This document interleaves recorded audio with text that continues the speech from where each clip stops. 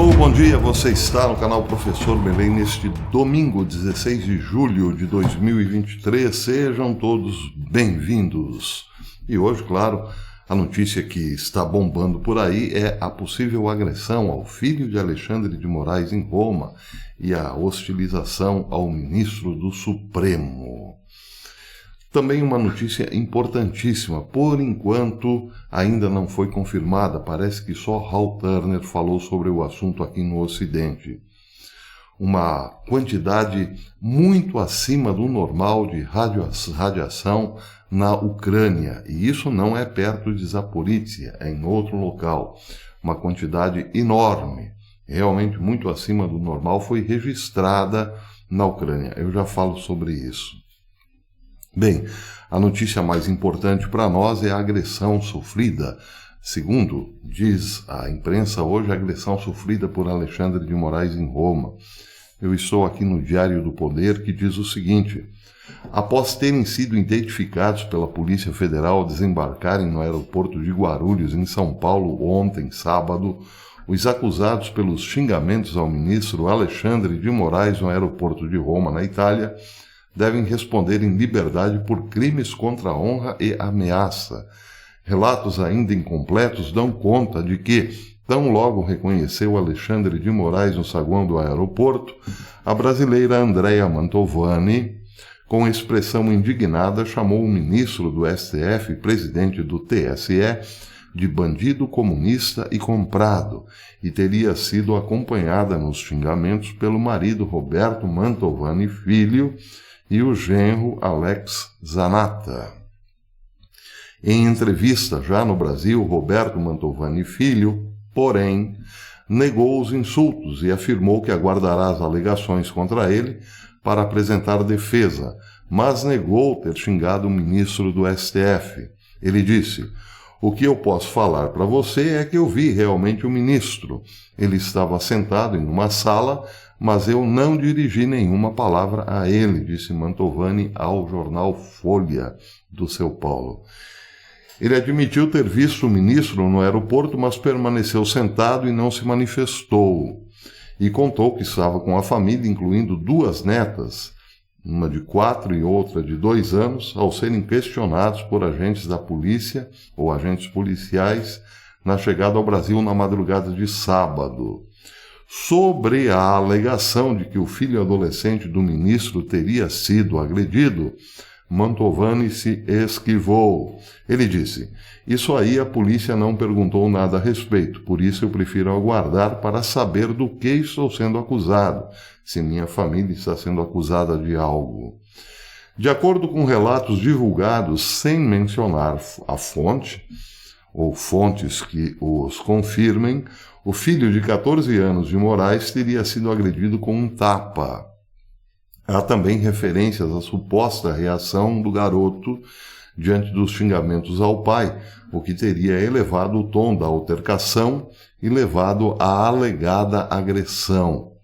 Em 2004, diz o Diário do Poder, Roberto Mantovani Filho foi candidato a prefeito de Santa Bárbara do Oeste, interior de São Paulo, pelo PL, que na época era presidido por Gilberto Kassab, que depois cederia seu lugar ao presidente Valdemar Costa Neto, quando criou o PSD, partido ao qual Mantovani é hoje filiado. Os fatos ocorreram pelas 18h45 no horário de Roma, 13h45 de Brasília, quando Alexandre de Moraes deixava a Itália após uma palestra na Universidade de Siena. Bem, eu estou aqui vamos ver, no Brasil de Fato, que publica uma nota, ou replica aqui uma nota de Flávio Dino, ministro da Justiça e Segurança Pública, no Twitter. Flávio Dino disse o seguinte: "Até quando essa gente extremista vai agredir agentes públicos em locais públicos, mesmo quando acompanhados de suas famílias? Comportamento criminoso de quem acha que pode fazer qualquer coisa por ter dinheiro no bolso. Querem ser elite", ele coloca aqui entre aspas, querem ser elite, mas não têm a educação mais elementar. Bem, então está aí o que tudo isso indica. um acirramento, melhor dizendo, dos ânimos. Nenhum dos lados faz questão, nesse momento, de baixar o tom das críticas, as críticas de lado a lado, ou melhor, críticas não, acusações. Bem, o fato é o seguinte, se os ânimos estão alterados, é porque muita gente está usando da palavra como gasolina para apagar incêndio, como foi o caso de Lula esta semana, que chegou a fazer uma associação entre o bolsonarismo, o nazismo e o fascismo, como se o Brasil tivesse vivido em algum momento realmente o fascismo. Mas Lula, como não mede as palavras e parece, ao que tudo indica, quer dividir ainda mais o país, faz questão de dizer sim que nós vivemos o nazismo há um tempo bem recente. Ninguém aqui viu campo de concentração colocando judeus principalmente em câmaras de gás e fornos crematórios, claro, mas não importa. Para o presidente atual, a verdade e o discurso não precisam necessariamente equivalerem-se. Quem também andou acirrando muito os ânimos foi o ministro Barroso, no palanque, não é mesmo, na UNE, falando que ele, ou melhor, nós, vencemos o bolsonarismo, ele como um juiz do Supremo, sugerindo então que o Supremo é um braço político que está contra metade da população, para dizer o mínimo. É claro que do lado conservador ou da direita também não faltam os ataques, não faltam as palavras com cheiro de gasolina, como teria sido o caso aqui em Roma, por essa família Mantovani. Isso não nos levará a bom termo, especialmente porque tudo o que a esquerda quer é colar nos conservadores ou na direita o rótulo de intolerantes, violentos, criminosos, fascistas, nazistas, bicicletistas, eletricistas e todos os istas imagináveis. E a direita parece, de quando em quando, acaba caindo nessa armadilha. Isso porque a direita costuma bater na porta errada para reivindicar os seus direitos. O principal direito que a direita reivindica nesse momento é liberdade de expressão. Mais ainda, é direito à existência. Só que para isso tem batido na porta errada. Como foi o caso, por exemplo, dos militares. Bateu numa porta que não se abriu, porque afinal não era uma porta política. Ao invés de bater na porta legislativa, a direita prefere bater em porta errada, e assim não dá certo. Dia desses eu citei na minha conta aqui no Twitter uma famosa frase de Victor Hugo, que dizia: quem poupa o lobo sacrifica o cordeiro. E a direita tem esta mania de poupar os seus representantes legislativos. Parece que muita gente ainda esquece em quem votou para deputado, para senador, não é mesmo? Para seus representantes diretos na casa do povo. Sem cobrarmos o poder legislativo, nada dará certo. Então, cairemos nessa tentação de agredir verbalmente as nossas autoridades e depois sermos taxados. Eu digo porque tenho, sim, este viés conservador, sermos taxados de criminosos, violentos, racistas, homofóbicos e tudo mais. Enquanto não entendermos que é o poder legislativo que pode reverter todo o quadro de injustiça praticado pelas nossas autoridades, enquanto não entendermos e praticarmos o direito de cobrar os nossos representantes, só daremos munição para a esquerda. É tudo o que ela quer, não é mesmo? Quem poupa o lobo sacrifica o cordeiro. Bem, aqui outra notícia importantíssima do dia. Disse Hal Turner nessa madrugada: algo parece ter acontecido na Ucrânia. Há um pico, ou foi registrado um pico de radiação muito, mas muito incomum. e súbito. Isso no leste da Ucrânia, nada perto da usina nuclear de Zaporizhia. Radiação poderia eventualmente ter vazado da usina, mas nesse caso, como a distância é grande, segundo o Hal Turner, não tem nada a ver uma coisa com a outra. O pico está sendo registrado no monitor de radiação da Ucrânia, número 34.304, na cidade de Kolomak, mostrado no mapa que está aí, que você está vendo. A partir das 22h08, horário de verão oriental, de sábado à noite, aqui nos Estados Unidos, disse Hal Turner, o monitor de radiação da Ucrânia alertava ou relatava 9.410 NSV. Bem, o NSV aqui, para quem não sabe, é uma sigla para Sievert, que é a unidade usada para dar uma avaliação do impacto de radiação ionizante sobre os seres humanos. É a unidade do Sistema Internacional de Unidades, que mede doses equivalentes e doses eficazes e que leva em conta os efeitos biológicos em tecidos vivos produzidos por radiação absorvida. Pois bem, então disse Hal Turner que o monitor da Ucrânia revelava ou relatava 9.410 NSV-HR. Para dar uma ideia do que isso significa e de como essa mudança é realmente repentina e dramática, disse Hal Turner, neste momento o monitor de radiação registrou um nível de 9.410, mas o normal é 87 apenas.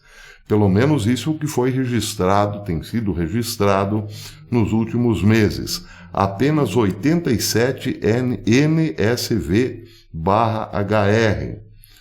nos dias e semanas anteriores. Então, a radiação deu um salto aqui, estou falando como leigo para leigo, claro, deu um salto de 87 NSV para 9.410. Parece realmente, para qualquer leigo, algo muito grande que revela algo muito incomum, muito sério, muito inquietante acontecido lá na Ucrânia. E é claro que você está se perguntando, seria o que? Uma bomba atômica? Uma bomba suja? Algo do gênero? É o que está sendo sugerido, já que no local do elevado índice de radiação não existe usina nuclear, menos ainda em vazamento. Vamos aguardar, não é mesmo? Vamos aguardar. Amanhã eu certamente terei mais informações a esse respeito. Para terminar, lembrando, hoje é o dia do Senhor, o dia da ressurreição de nosso Senhor Jesus Cristo, que anda muito esquecido naquilo que é muitas vezes chamado a pátria do Evangelho. O Brasil é uma nação essencialmente cristã, mas será que dá para chamar cristã uma nação que parece ter esquecido os mandamentos de nosso Senhor Jesus Cristo, a sua palavra e o seu exemplo? Vou citar apenas uma que tem sido esquecida. Amai os vossos inimigos. Que mérito tendes se amares apenas os vossos amigos? Pois bem, muita gente ainda se espanta com o radicalismo dessa frase. Como é difícil ser cristão nesses moldes, porque eu só consigo odiar os meus inimigos. Pois é preciso lembrar que o apóstolo Paulo era um feroz inimigo dos cristãos. Ele os perseguia e parece, ao que tudo indica, participou inclusive do abate de Estevão, o apóstolo que substituíra Judas naquele momento.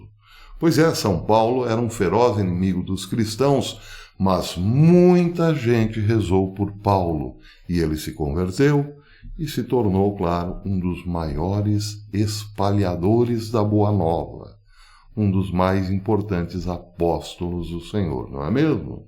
Eu ontem lembrei aqui no Twitter o caso de São Cipriano, que era, sim, inimigo de Cristo, inimigo dos cristãos, e mais do que isso, São Cipriano era um satanista militante, sim, um bruxo. Não obstante, muitos cristãos, ainda que perseguidos por ele, rezaram pela sua conversão. E ele se converteu e se tornou um dos mais importantes bispos da Igreja, um dos mais importantes santos da Igreja. Sem falar de Santo Agostinho, que adorava a esbórnia, não é? Gostava do mundo, amava o mundo e desprezava tudo aquilo que era de Deus, porque gostava mesmo de uma festinha. Sua mãe jejuou, Santa Mônica, jejuou por 40 anos, rezando todos os dias para que ele se convertesse. E Santo Agostinho se tornou, também ele, um dos pilares da Igreja. Pois é.